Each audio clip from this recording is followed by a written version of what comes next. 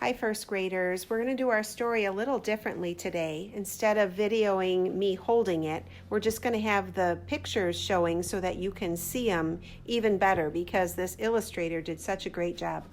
Our story today is about the betrayal of Jesus by his disciples. On the Mount of Olives is our next chapter. When we reached the top of the mount, Jesus told the disciples to wait in the clearing while he prayed. Then he took John and James and me with him into the Garden of Gethsemane. What was that noise? It sounded like wind in dead trees. What was it? It was Jesus. He was groaning while he walked. Oh, oh. Finally he stopped and told us to sit down, but he kept standing. Under 1,000 stars, I could see sweat on his forehead, sweat as thick as blood.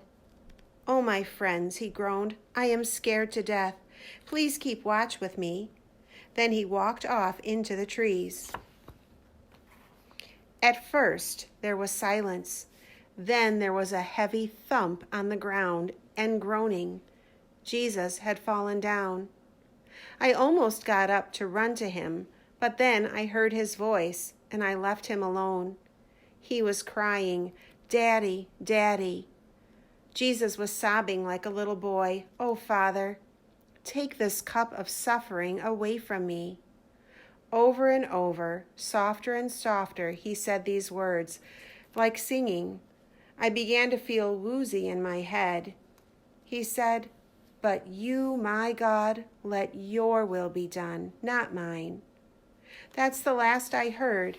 I cuddled against John's back and listened to the breezes and drifted. The next thing I knew, Jesus was standing over us, saying, Get up, my betrayer is coming. He turned and walked out of the garden. My whole body was tingling. The air was full of dreamy noises, metal clankings, feet marchings. What was happening? Oh no, I had been sleeping. I jumped up and ran after Jesus, and right away I saw the soldiers coming up the mount with torches and swords. And here were the disciples all huddled together, and in the middle stood Judas Iscariot grinning. As soon as he recognized Jesus, he raised his hand and hollered, Hello, Master. The fool yelling as if they were miles apart. Now he crept toward Jesus, grinning and blinking and crouching down like a dog. When he was face to face with Jesus, Judas Iscariot went up on his toes and said, My dear teacher, and kissed him. One of the soldiers shouted, Is that the man then? Judas stepped aside. The soldier came forward with a rope, and I went crazy with rage. I pulled out my sword and ran at the soldier and slashed his ear clean off his head. A bad swing. This time I took a deadly aim, but before I could attack, someone grabbed me from behind, someone very strong. He stripped the sword from my hand and yanked my arms back. Everyone who takes the sword, he hissed, shall die by the sword. And it was Jesus. All my bones went as soft as soup. I said, I'm only trying to help. But Jesus moved past me and picked the ear that I had cut off and he touched it to the side of the soldier's head, and he healed him. Now this is how bad the world was that night. The soldier whom Jesus had healed seized him and tied him tightly with a rope. And the disciples whom Jesus loved, they all ran away. Chapter 4. This is in the courtyard of the high priest. I didn't exactly run away from Jesus. I followed him secretly. I snuck down dark alleys, keeping up with the tramp of the soldiers' feet. It was long past midnight. The stars were gone. A cold wind blew through Jerusalem. The city was dark and sleeping, all but the house of the high priest, where people were gathering with noise and torchlight. It was to that house high on Zion that the soldiers led my dear Lord Jesus. When they arrived, the iron gate swung open, and they all marched into the courtyard. Just as the gate was closing, I saw John slip inside. "John," I called, running up to the bars, "let me in."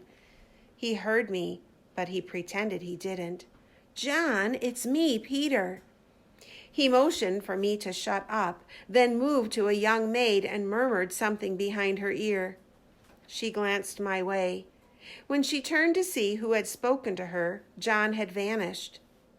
Frowning then and staring hard at my face, the maid came to the gate and opened it. I walked in as if I belonged there, but she kept staring at me. There were soldiers everywhere in the courtyard. They all had knives and swords, so I pulled my cloak over my nose and crouched down by a fire. That girl was like a mosquito. She circled closer and closer. All at once she clapped her hands and exclaimed, "Yes, I do know you. You're a friend of the prisoner." She poked a soldier and pointed to the window of a room. We could see Jesus standing. "This man," she said, meaning me, "is with that man in there." When the soldier started staring at me, I growled like a lion. "I don't know what she's talking about." Then I got up and stalked across the courtyard to the window where Jesus was. It didn't take me long to realize that horrible things were happening in that room. People were screaming, "He's guilty! He's guilty!" He said he'd destroy the temple itself. I saw the high priest raise an oil lamp to Jesus' face and say, "I command you to tell the truth, the whole truth, and nothing but the truth. Are you the Christ, the Son of God?" The room fell silent. Jesus gazed directly into the high priest's eyes and said, "I am." "Blasphemy!" cried the high priest, as if someone had slapped him. He smashed the lamp and began to rip his clothes. "Jesus of Nazareth has sinned against the Most High God," he cried. "What is your verdict? What shall we do with this man?" "Kill him, kill him," the people yelled. Then they hit Jesus, they spit on him, and they yelled, "Put him to death." How could I watch that and do nothing? I was trying to figure out what to do when suddenly someone touched my arm. I jumped straight up and whirled around and found 3 soldiers and a servant all glaring at me. The one who touched me said, "The maid was right. You are one of his followers." "Not me," I shouted. "I swear to you I'm not." But the servant grabbed my sleeve and said, "Liar, I saw you. The man whose ear you cut off, that man is my cousin." This was more than I could take. I cursed and swore and roared. I have never even met the man named Jesus. With all my might, I tore my sleeve from the servant and I spun around. And there in the window was Jesus staring back at me. His eyes so sad. His eyes so very sad. And then the rooster started to crow. Maybe everyone in the world could hear that rooster crowing. Surely, surely Jesus heard it. He looked at me with tears in his eyes. So I started to cry, and I started to run.